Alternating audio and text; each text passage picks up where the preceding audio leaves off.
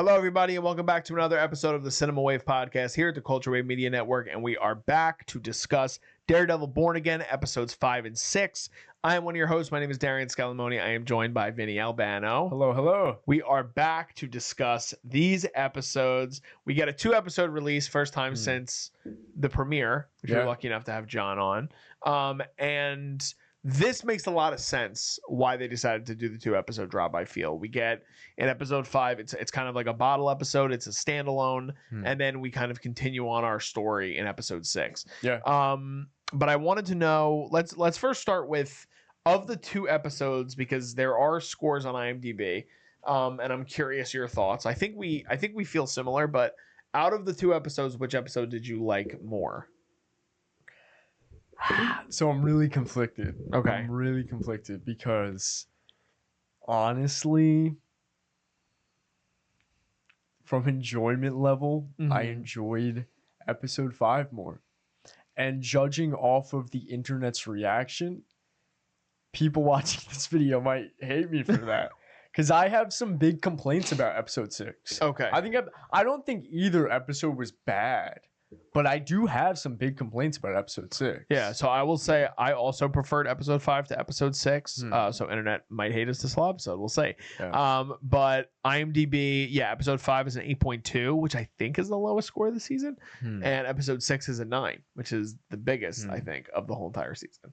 But let's start with 5 because, and it won't be a long, I don't think there's really much to cover except for the fact that it serves as a really good standalone episode of television and kind of showcasing the transition of Matt fully kind of embracing all the things that make Matt Daredevil, just kind of not wearing the costume, right? Like it's not the wolf in sheep's clothing. It is a lot of interesting setting. I love that we have St. Patrick's Day in New York, which is ironic timing for when the season drops from when we're recording this. But they're celebrating St. Patrick's Day, and there's a big heist at this bank. And we do find out earlier on in the episode that one of the heads of the bank, I believe he's like one of the big bank tellers there, is Yusuf Khan, who is the father of Kamala Khan from Miss Marvel. So we do get an MCU cameo,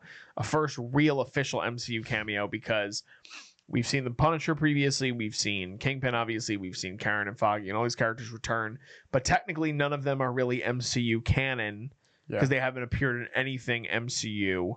But Matt has. He's been in Spider-Man, he's been in Echo now, he's been in She-Hulk. And Yusuf Khan, we see in tons of other episodes and other things as well. He was also in the Marvels, the sequel to Captain Marvel. So we had talked before we started rolling. You have not seen Miss Marvel, so you had no real sort of identification with the character. You knew it was Kamala's dad, obviously. He talks about it in dialogue. But what did you think about the interaction and the chemistry between those 2 characters within this episode and how it served kind of Matt's story? Yeah, honestly, that was probably the best part of that episode, is that that's the thing too. Although I prefer this episode, I do have some issues with it too, and we'll get into that. But their chemistry is great. I didn't see Miss Marvel. He's so lovable. He is. He's such a lovable. He's a good guy. I could tell he's a great father. I could tell. I mean, maybe I'm proven wrong, but I could tell. Just he's a lovable guy. And I love the dynamic. It sets a fun tone for the episode. Then again, gonna get into that later. But yeah, I 100% agree. Like, their chemistry here is the best part. Yeah, I agree. And I think that I really like, one thing we haven't really discussed a lot in these episodes that I do want to highlight as a pro, in my opinion, is I like the way, and maybe you disagree, but I like the way that they are utilizing Matt's other senses in this series, how they're utilizing the hearing and the way they're showcasing it. You see it a bunch of different times in this. I mean, they play a lot into it with the heartbeat of other people near him and close to him, but we see it in this episode with him picking the lock, which I thought was really cool. I just like the way that we're kind of giving an understanding of why Matt is able to be who he is and why he's such a special character and such a special person. And I think that putting him alongside such a lovable character like Yusuf in this life or death scenario, where we also have these good bit players in the episode. Personally, that's how I feel. Like, I thought that I don't know who the actor was because I hadn't seen him in anything else previously, but the guy who plays the main bank robber, I thought he had some really good scenes. The Irishman, and they kind of play their own track in this episode. You know what I mean? Like, they go along with it, and even the fight scene between him and Matt I thought was really good towards the end of the episode. But in general, like with the whole heist scenario and things like that, we can start to dive deeper in the episode. Like you said, you had some gripes with it. What were some things that stood out that were positive and some things that were negative for you? Yeah, so the first thing is that positivity wise, I echo a lot of the same sentiments that you just said. Consistently throughout all the episodes so far, the filmmakers have done such a great job at portraying his super abilities through the medium of film. And I love, going back to the first episode, how the change in aspect ratio when he's focusing. Obviously, we've seen the use of really shallow depth of field when he's focusing in, and then the sound mixing gets really muddied, but then focuses on one thing, and they do it really well here. So again, props to them for that in this episode. And I think the biggest positivity of this episode is that it's just really fun. It's really entertaining. Like, it's a really fun watch, and it's not as serious as the other episodes. And it's just, I really can't describe it anywhere else. It's just super fun. It reminds me a lot of the very mid-2000s kind of crime heist. Or like, have you ever seen the movie Phone Booth with Colin Farrell? No, but I'm aware of what it is. Yeah. Like those type of movies. Just like a place in the city. There's you gotta release the hostages, right? It reminds me of Hancock. Like some of the scenes in that movie with Will Smith. So I had a lot of fun with it, and that fight scene's awesome. Like when he kicks his knee in, that's brutal. It is brutal. However, that's the thing. I'm so conflicted about this episode. I really am conflicted because it's fun and it's really entertaining, but it's also so left field. Like, you feel like it breaks the tension of what's currently happening in our story. Yeah, and it just, that change in tone, it's not like a good tone shift like how you would see in stories. I'll use Parasite as an example. All the Bong Joon-ho movies are really great examples on how to do tone shifts well. But that serves as a purpose towards the plot and the story and the characters. But in this, we're going from 4 episodes of really seriousness. And literally the last thing we saw in episode 4, the very last thing we saw was Muse sucking blood out of people's corpses, and he had bodies hanging, and it was like, holy shit, right? And now we're like in this like super comic booky, like very fun, like action heist movie. And we have like the diamond that has a little sparkle effect and a ding to it, like the boner scene from Megalopolis. And I was like, that's what it reminded me of. I was like, left field. I was like, unprovoked, just an unprovoked boner mentioned by Vinny. it was the arrow scene from Megalopolis. I know. It's all over again. It's happening. The history is repeating. Well, I will Francis say, Ford Coppola directed this episode. I have one. I understand what you're saying. I do have one. Not a gripe with what you're saying, but something that I think is important. Like, so with Parasite, obviously, like it's a lot harder to do good tone shifts in movies because you're still sticking within this one story. You know what I mean? Like, we're still operating within this one medium. Yeah. And with television, again, like it's called, like it's a bottle episode. So it does takes you out of the central story and it focuses on something. But still, a lot of those episodes pay dividends later on. So I disagree in terms of the fact that like they're gonna do things like this because they have the ability to do that in television. I will agree with you though that I don't know, and we don't know yet because we haven't gotten to the end of the season, but I don't know what they pull from this episode that really is significant towards forwarding the plot at all in terms of things. The only thing that I feel, and maybe this is more assumption in my feeling, this might not be a general consensus, which I'm curious your thoughts, but like I had said a little while ago, like for me, it's the gap. It's bridging the gap from Matt finally deciding I have to make a change. I need to go back from, and it is kind of a good gap because it's like we go from episode 4 where we have that great interaction we talked about last week between Frank and him, where Frank is like, you need to be a man and you need to do like you living your life as a prosecutor is not your everything. You need to there's people out there that need to be stopped. And they go from that to this where he literally can walk away. Like Matt is outside of the bank. Yeah. He is walking away. He didn't get the loan that he wanted. And that's the point where he could say, I don't need to do this. I don't need to do this. I'm going to live my life as a prosecutor. He's on the phone with, what's the character he owns the practice with? I forget her name, right? I keep forgetting it. But so he's on the phone with her and then he hears someone screaming and he goes, I have to go back in there. And so that's the only reason why I think it could chronologically make sense and why they decided to do it. But in terms of the story, there's not much that it kind of propels forward. Do you feel so? Do you understand my sentiment with that? No, I agree with that. I do.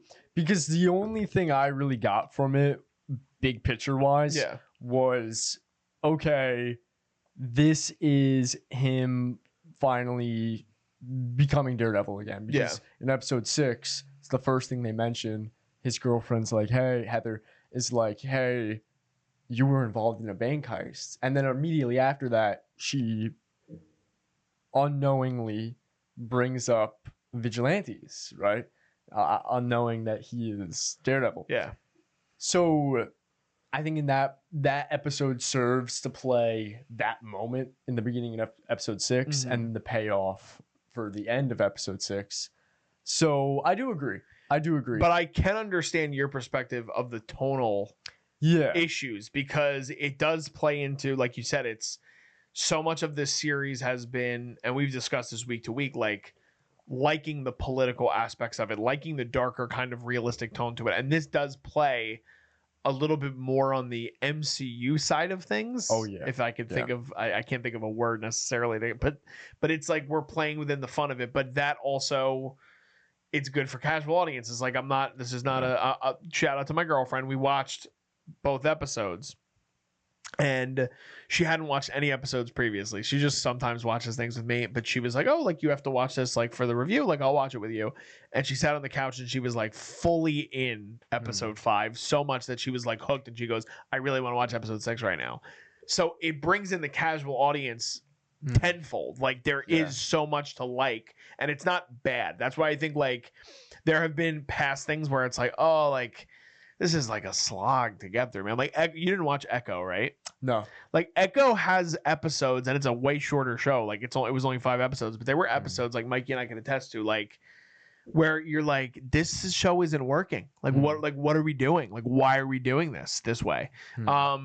But I can understand the tonal whiplash that you can get going from Frank Castle to this to Muse, because that's kind of the trajectory that we kind of end up on. Yeah, and that's why, just kind of piggybacking more off of that thought and why I feel so conflicted is because I enjoyed it. As a single-year episode, it is so much fun.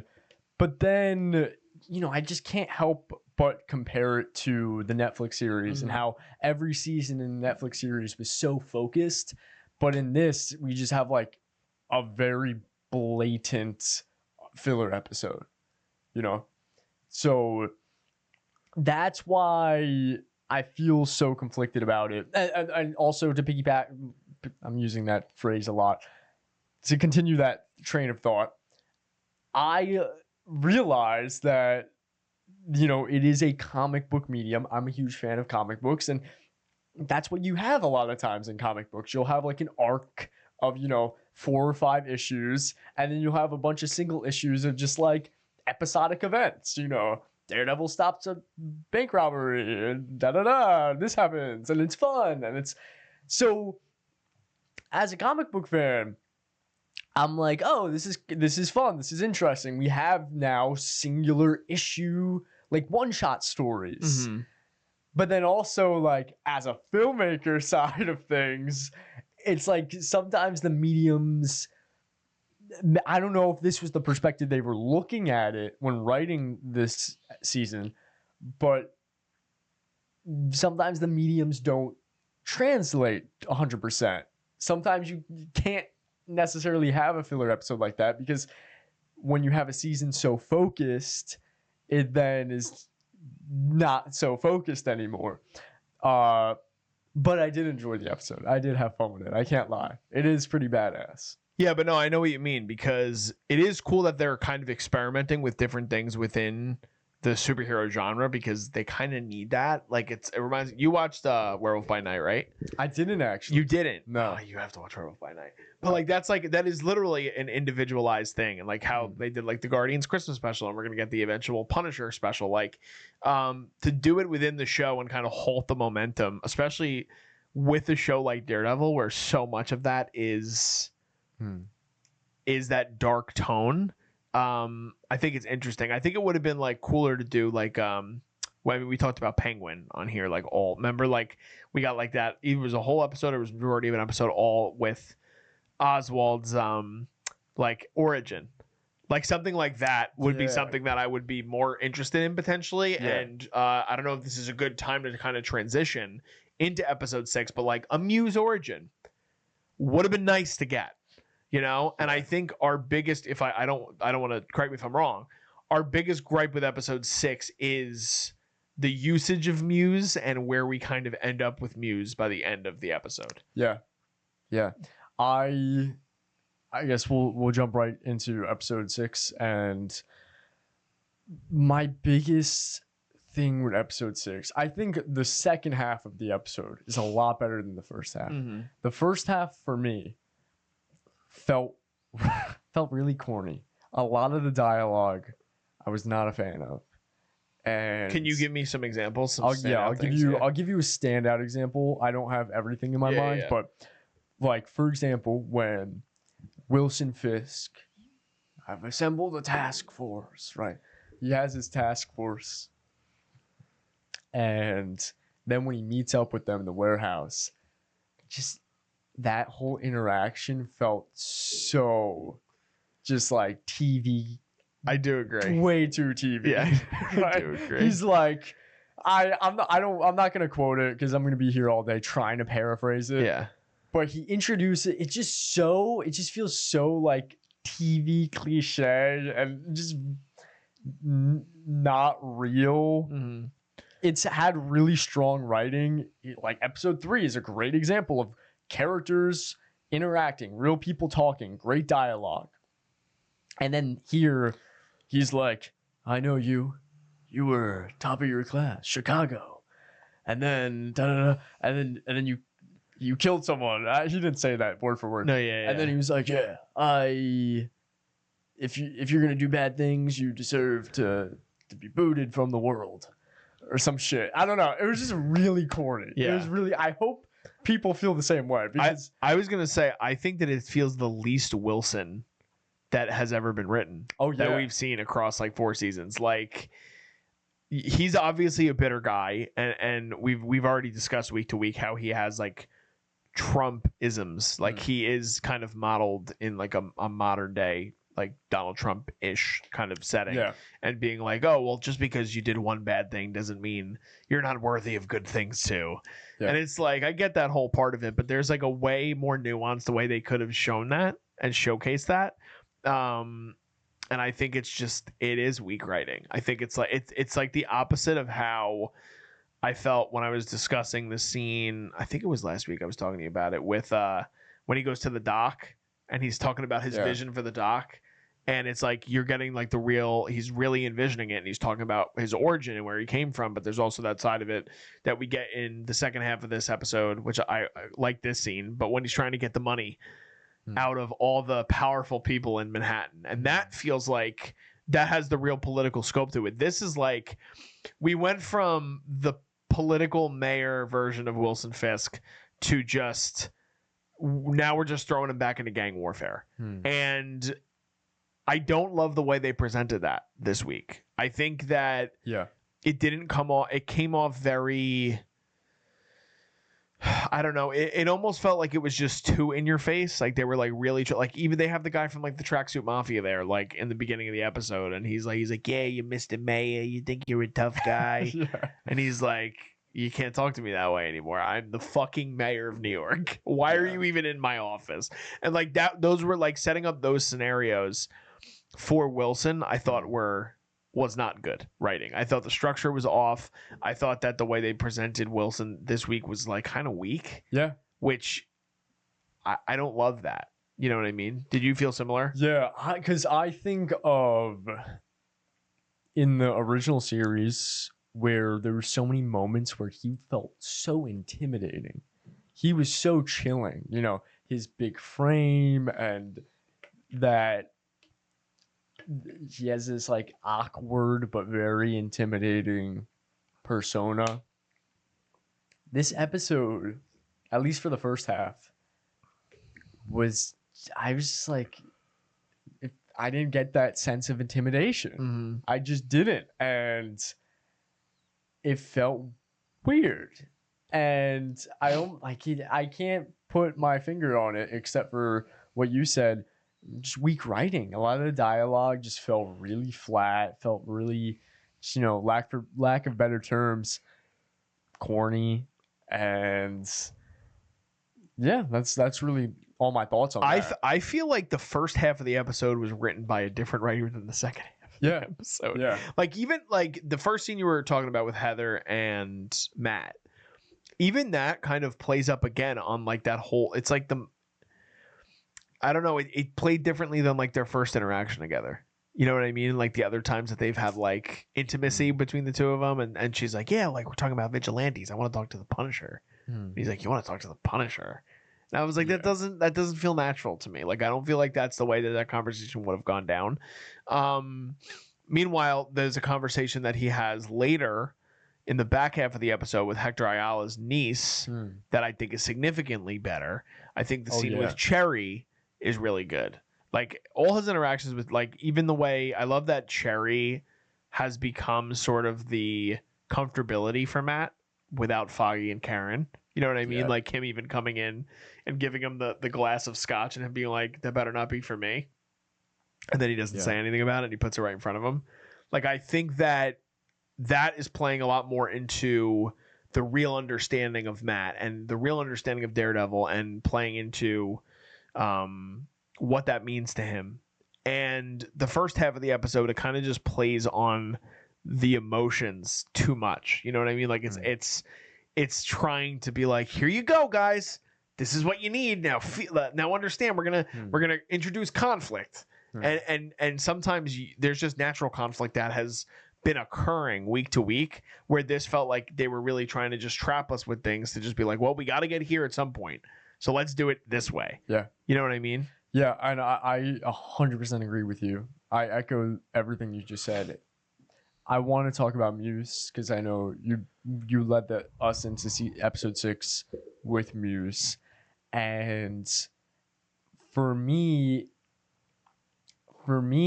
I said something crazy needs to happen. Episode 5. Episode 5 was bottle episode. Nothing crazy happened, and then I was like, okay, episode 6, something crazy needs to happen, and I guess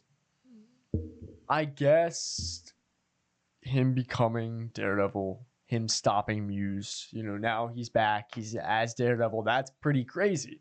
And also Fisk trying to kill Adam, that's pretty crazy. I expected this episode to more end on a loss. I'm just kind of saying my thoughts. That's not particularly criticism, it's just like what I expected versus what I got. Yeah, but the criticism I have is the use of Muse and how we just finally established him. He's a serial killer. He's on the loose, episode 4. And we only established him very, very briefly. Like one shot at the beginning, one shot at the end. And then in this episode, again, episode 6, we only have 3 more episodes left. And he's supposed to be like a villain, like a serial killer, like a big time, like great. Like I was going into the season thinking he was going to be like the bullseye of this season. Yeah. Right? Like the secondary antagonist to Fisk. And we get no lines of dialogue from Muse. There's not even like an exchange when they're fighting or anything. Hopefully, maybe I'm judging too early. Hopefully they give us some more insight into this villain in the next episode. But as of now, it felt really abrupt and awkward. I think him as a villain and a concept is super cool. But then again, are you using that concept to its fullest? Because he's a serial killer. He's using people's blood.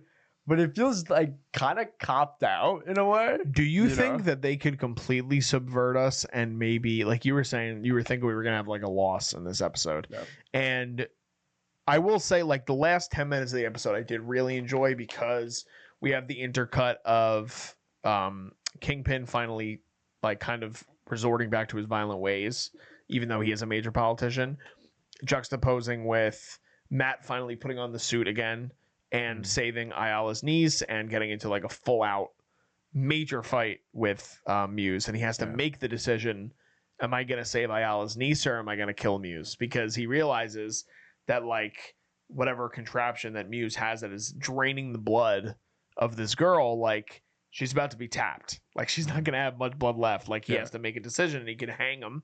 He can literally like suffocate this guy, or he can go save her, and he lets her go. So part of the repercussion, like the big thing that could happen in the end, is the realization where it's like, well, Muse, he didn't kill Muse.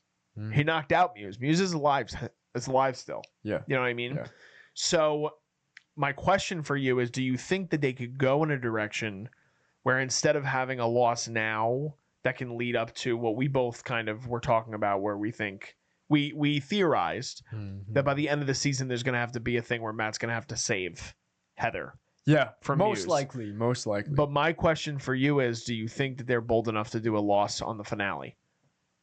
I hope they're, and going into my criticism about using Muse to the fullest, I hope that they can do a crazy cliffhanger where someone gets murdered, or like, not just like, blood over the eyes, what we've seen, random civilians, like someone significant gets murdered, and then we pivot into a new direction for season 2. I think that'd be the best way to go about this. Maybe they have other plans, but I hope that this season ends with all this setup being paid off. Because as of right now, we're 6 episodes in, and I'm scared that all this setup is not going to be paid off. I think I agree with what you're saying. I have faith in the fact that I think that is the direction they're going to go in now that we're 6 episodes in and seeing where we're kind of going in terms of the pacing. It was announced today, as of this recording, that Lily Taylor is going to be playing a political adversary to Wilson in season 2, which means that he's still going to be the mayor by the time we get to season 2. So I think a lot of what's going to play out, and this is again kind of theorizing ahead of time. And I understand. And by the way, I agree with everything you're saying in terms of episode 6. I think it's a good episode. I certainly don't think it's the best episode of the season. Yeah. I probably think the best episode of the season is probably last week's. I just think episode 4. Episode 4. I just think the whole scene with Frank and Matt is so incredible. It's like the best scene we've gotten out of the show so far. But I think we can end up in a finale in which Heather dies, and because we still need to get Karen, and we're not gonna get Karen, I don't think, this season again, and I think we need to end up back there with her. And so I think they're saving her for season 2. I think we might get one or two more things with Frank, but I think they're saving Frank for a lot of season 2. Now, we did get set images that showed that Frank was a part of it in some way. That might not be accurate anymore. I don't know, because they reshot a lot of things. There was also Matt in a black Daredevil costume. We haven't seen that yet. But I think that I could see the show ending where Muse kills Heather, and then you're talking about how Matt loses another loved one. He feels guilty because he could have been the one to kill Muse, and then she could have never died. And the two sides of what it could mean for Wilson, because Heather is Wilson's therapist, his marriage counselor, and what that could do to the biggest love of his life is obviously Vanessa. And you see that play out in the great scene in the bedroom between the two of them, kind of intercutting before he goes to the gala. And the reality of things are going to start to become uncovered because he's not going to kind of cover his tracks well enough as mafia boss half the time, mayor half the time. So I think a lot of that is going to kind of play into the finale, and I do have a feeling we might get a dark finale. Yeah, and I saw the set photos of him in the back in black suit from the comics, which is so dope. It might be like his symbiote suit, like, you know what I mean, in a way. Yeah. Maybe he embraces the edge, you know. But I will say, like you said, it is a good episode though. Like, I do have my criticisms, but don't get me wrong. Like, I still really enjoyed this episode, and the Muse fight is sick. It's sick. It's probably the best. Is it the best fight of the season thus far? Yeah, I feel like we didn't really get many fights. Yeah, that's true. So far, we haven't. So, yeah, and I 100% like this better than the bullseye fight at the the opening. The opening, opening, of course. I like this better. It feels grittier. It's a lot more real fighting, not so much like relying on CGI. However, I do think when there's a CGI model running down the railway and then he jumps and punches the lens of the camera. Yikes. Yeah. That did not look good. But I think John talked about this in our premiere episode, but I know in the comics it's cool when he's swinging, but man, it does not work for Daredevil. Leave the swinging to Spidey. Yeah. I don't like the look of it. I really don't. Yeah. I don't think it was as bad as episode 1. Definitely not. But I do agree. But the fight, once he gets in that dungeon and kicks him in there and the hand-to-hand start, oh, so good. Yeah. So good. And like you said, that whole scene when he's about to choke him, he has him on the wires. That is intense. And I also love the costume design for Muse. You know, we really only saw his mask in the previous, on episode 4. But in this, you see his full costume. I like that you see the stitching and the staples of the costume. Yeah. And so that's excellent. But that's really all I have on top. Also, the Wilson fight, in quotations, fight. Yes. Him beating the shit out of Adam is pretty cool. It's a pretty intense sequence. Yeah. I want to say one last prediction kind of thing, and then we can kind of wrap up. I have a lot of faith going into the final 3 episodes because I think we're going to get some big things happening, even if we don't realize how big they are until we kind of play into the finale. But one of the other things that we got that I remember, like John and I had kind of explained to you, was we get that interaction in episode 3 with the character playing Muse meeting Heather at the book signing.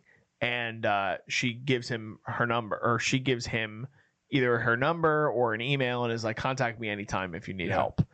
And like, I think there's going to be something that's playing into him going to seek out help for her and her saying something about vigilantes the same way she did with Matt, and what that means and how he might feel threatened by that now, like being somebody who is a vigilante, or somebody that, or again, vigilante I guess isn't the right word. He's a villain. He's a purebred serial killer, but he might be fascinated with that. And he's like, oh, like she's going to be doing this digging on people of interest. Like, I got to make sure that like I got to take this one out. And then he's going to have some sort of realization. He's going to get something on Matt. I don't know how that's going to happen.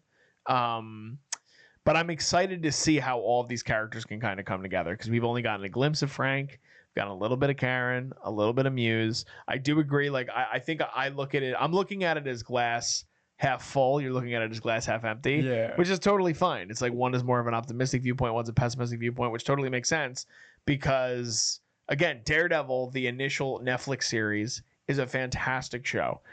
And this show has a lot to live up to. And the reality is, like you've brought up, Vinny, like, if that show doesn't exist, maybe we don't think what we're thinking.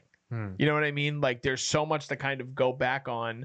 And especially when you have a lot of people playing the same characters and they're kind of different versions, like slightly even, it might be like slightly different versions of those characters because you're going from Netflix to Disney Plus, or they have a different vision, new showrunner, whatever it might be.